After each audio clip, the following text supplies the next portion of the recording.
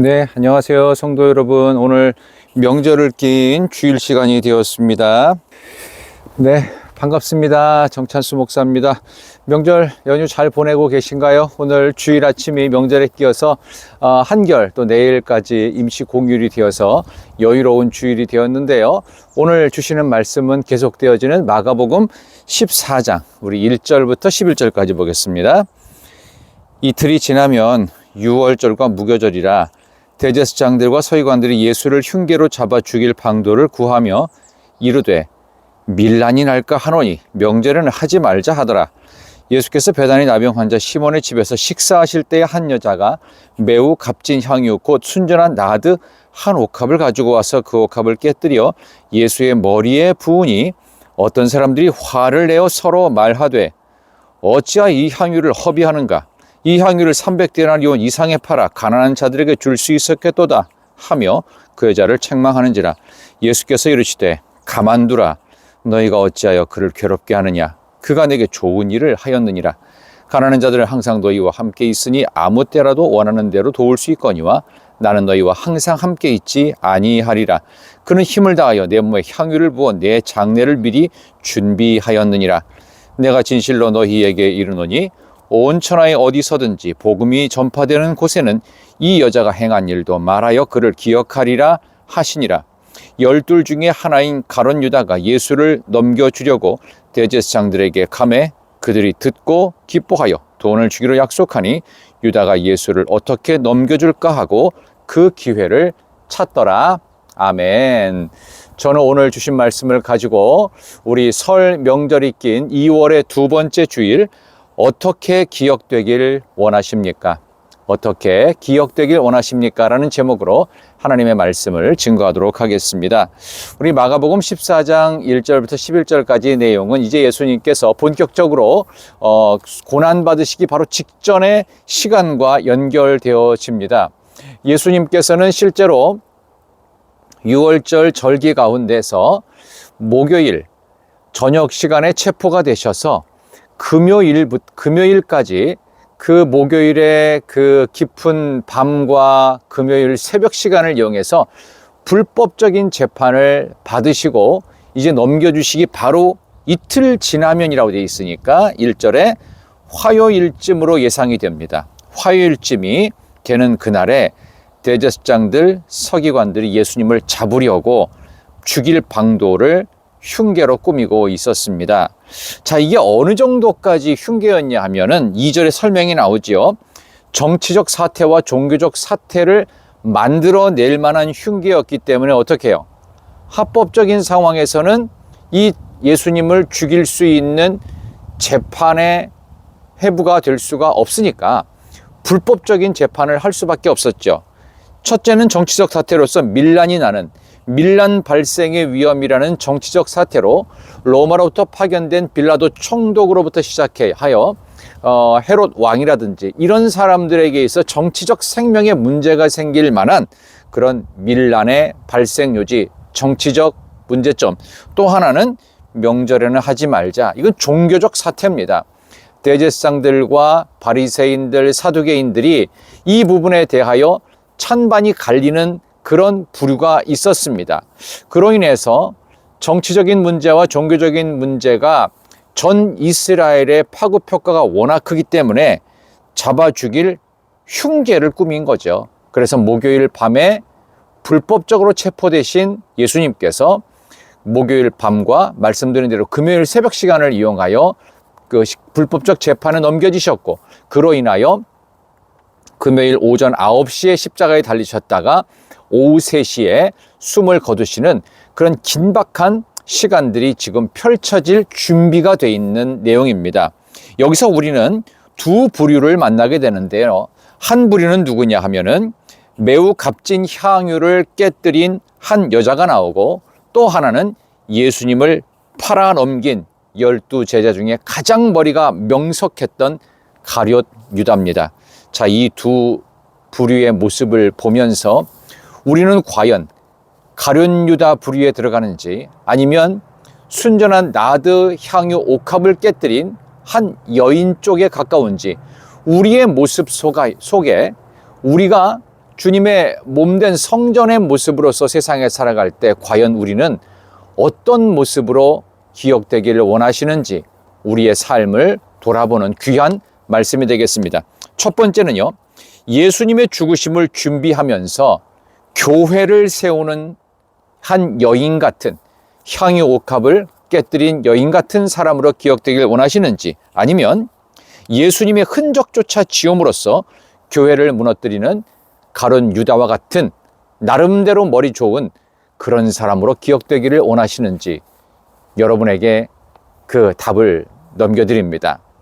여기에 대해서 여러분께 많은 사람들 앞에서 나는 어느 쪽이라고 손을 들라고 하면은 거의 정답이라고 생각하는 쪽에 손을 드시겠죠. 그러나 하나님 앞에서 진실된 모습으로 내가 과연 어느 부류인지, 어떤 부류로 우리가 기억되고 있는지를 돌아보시는 귀한 시간 되길 바랍니다. 첫 번째는요, 예수님의 죽으심을 준비했던 한 여인, 이 사람은 교회를 세우는 사람입니다. 저는 여기에서 처치 플랜팅도 될 수 있고 오히려 교회를 무너뜨리는 그 안티 처치 플랜팅도 될 수 있다라는 생각이 듭니다. 지금 전 세계에 약 15,000여 개 교회에서 처치 플랜팅인 교회 세움 운동을 하고 있습니다. 겉으로는 드러나지 않습니다. 왜냐하면 이것은 운동처럼 운동이긴 운동이지만 보여지지 않는 운동, 원래 교회를 회복하는 사도행전 교회의 원형을 회복하는 운동이기 때문입니다. 저는 그것을 오늘 이 말씀에서 나오는 한 여인의 모습 속에서 세 가지 특징을 갖고 교회를 세우는 진짜 크리스찬, 우리가 하나님 앞에 기억되어야 할 사람의 세 가지 모습을 이 여인이 보여주고 있습니다. 그 첫 번째는요, 매우 값진 향유, 순전한 나드 한 옥합. 이거는 여기 나오는 대로 3절에 300데나리온. 데나리온이 노동자 하루 품삯이니까 300이면 어느 정도입니까? 1년 52주 쉰다고 하면은 약 1년치 연봉에 맞는 수천만 원에서 수억에 달하는 그러한 나드 향유 한 옥합을 깨뜨려야만 그것을 부을 수 있는, 왜냐하면은 이 호리병 같은 데 담겨져, 사이 그릇 같은 데 담겨져 있기 때문에 한 방울씩 똑똑 되는 거지, 머리에 부으려면요 깨뜨려야만 부을 수가 있습니다. 첫 번째 교회를 세우는 가장 아름다운 모습, 그게 뭐냐 하면요, 값비싼 헌신이에요. 최고의 헌신. 여러분은 어느 정도로 하나님의 나라를 위하여, 주님을 위하여 헌신하십니까? 값비싼 헌신이 있을 때 교회가 세워집니다. 두 번째는요, 거룩한 낭비입니다. 4절과 5절을 보면 어떤 사람들이 화를 냈다고 그랬죠. 어찌하여 이 향유를 허비하냐?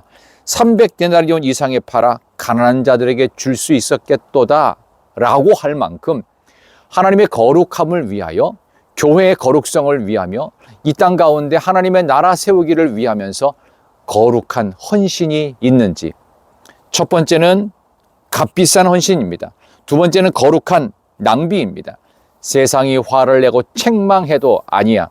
이것은 마땅히 주님을 위하여 내가 해야 되는 거룩한 낭비라고 당당히 말할 수 있을까? 그 다음에 세 번째로 교회를 세우는 사람은요, 절박한 수고가 있는 사람입니다. 오늘 7절과 8절을 보면 가난한 자들은 항상 너희와 함께 있다. 그러나 나는 너희와 항상 함께 있지 않을 거다라고 주님 말씀하시고 8절에서 이 부분에 대한 절박한 수고를 기뻐하셨어요. 그는 힘을 다하여 내 몸에 향유를 부어 내 장례를 미리 준비하였느니라. 절박한 수고, 온 힘을 쏟는, 그래서 교회를 세워가는 진짜 사람. 교회를 세운다는 건 단순히 돈 많이 들여서 아름답게 치장하는 것을 뜻하는 것이 아닙니다. 주님처럼 자기 자신을 온전히 주님을 위하여 내어버릴 수 있는 절박한 수고, 거룩한 낭비, 값비싼 헌신의 사람. 이 세 가지는 모두 다 나를 비우고 내 십자가 지는 하나님의 열심이라고 말씀드리겠습니다. 이런 여인이 9절에 보면은 행한 일도 말하여 그를 기억한다고 그랬지요. 뭘 기억할까요? 복음이 전파되는 곳은 교회가 세워지는 곳입니다. 교회는 어떤 교회? 절박한 수고가 있는 교회, 거룩한 낭비가 있는 교회, 그리고 값비싼 헌신이 있는 교회. 그래서 보네퍼 목사님은 교회에서 증거되는 복음을 이야기하고 교회를 말할 때 값비싼 은혜가 값싼 은혜로 전락되었으니 이제는 어떻게 해요? 값비싼 은혜로 값싼 은혜를 원래대로 바꿔야 된다라고 하면서 나치 정부에 대항을 했던 독일 고백교회의 주인공 아닙니까? 여러분이 하나님을 향한 헌신은 값비싼 헌신이 되어야 합니다. 1년치 연봉 이상을 내어주고도 거룩한 낭비를 할 수 있어야 됩니다. 자기 자신을 내어주어도 조금도 아깝지 않은 그런 절박한 수고, 온 힘을 다하는 수고가 있는 교회를 세워가는 하나님의 열심이 있는 여러분들 모두가 되시기를 진심으로 소망합니다. 그러나 또 하나의 부류가 있었지요. 예수님의 흔적조차 지우려고 했던 열심당원 중에 하나였던 바로 가룟 유다입니다. 이 사람은 교회를 무너뜨린 사람이었습니다. 어떻게 무너뜨렸냐면요. 10절과 11절에 나오죠. 예수를 넘겨주려고 대제사장들에게 가서 11절 그들이 듣고 기뻐하여 돈을 주기로 약속해서 유다가 예수를 어떻게 넘겨줄까 하고 기회를 찾더라. 첫 번째, 돈을 주고받았죠. 결국 뭡니까? 내 유익, 이득에 따라 움직이는 사람. 유익과 이득에 따라 움직이면 주님의 교회를 세울 수가 없습니다. 가룟 유다가 되기를 원치는 않으시는데 돈 때문에 내 이득 때문에 정신을 못 차린다면 결코 교회가 세워지지 않겠지요. 진정으로 주님의 교회를 세우기 원하신다면 내 이득과 물질의 유혹 앞에 우리는 당당하게 주님의 영광을 먼저 생각해야 될 것입니다. 두 번째는요. 예수님을 지우고 넘겨주고 자신을 드러내는 것입니다. 예수님 대신에 내가 드러나야 된다. 이거는 어느 장로님이 했고, 이거는 누구 목사님이 했고, 이거는 누구 권사님이 뭘 했고, 이건 어느 성도님이 뭘 했다. 이런 식으로 자꾸 특정인을 언급하는 것 자체가 바람직하지 않습니다. 근데 저는 이렇게 약하게 말했어도 실제로 목회를 하고 또 교회에서 여러분이 헌신하시다 보면 이런 일들이 의외로 많습니다. 여러분, 나를 드러내려고 하지 마십시오. 특정 교회를 드러내려고 하지 않아도 돼요. 나를 드러내서 교회 이름까지 그러면 교회 이름만 드러내시고요. 특정인은 뒤로 숨기시는 것이 좋습니다. 첫 번째 교회를 무너뜨리는 사람은 내 이득과 유익에 따라 움직이는 사람, 결코 교회가 세워지지 않죠. 두 번째, 예수님 지어버리고 자기를 드러내면 교회가 세워지지 않습니다. 세 번째는요, 그들이 듣고 기뻐했다고 그랬어요. 세상을 기쁘게 하는 세속주의가 판을 치는 그런 교회들이 의외로 많다는 것 아시죠? 여러분, 그래서는 안 될 것입니다. 이 모두가 자기 열심이에요. 나를 드러내고 세상을 기쁘게 하고 자기 이득에 따라 움직이는 그런 모습. 예수님의 흔적을 지우려고 하는 이 세상 속에서 예수님의 모습을 더욱 드러내기 위하여 어떤 헌신이 있어야 될까요? 절박한 온 힘을 쏟는 수고, 거룩한 낭비가 있는 헌신, 그리고 값비싼 최고의 헌신이 여러분이 만들어가야 될 주님의 교회인 것입니다. 여러분, 자기 열심으로 교회를 무너뜨리는 자이십니까? 아니면 하나님의 열심으로 교회를 세우는 사람입니까? 여러분은 과연 어떻게 이 땅 가운데서 기억되기를 원하십니까? 하나님 감사합니다.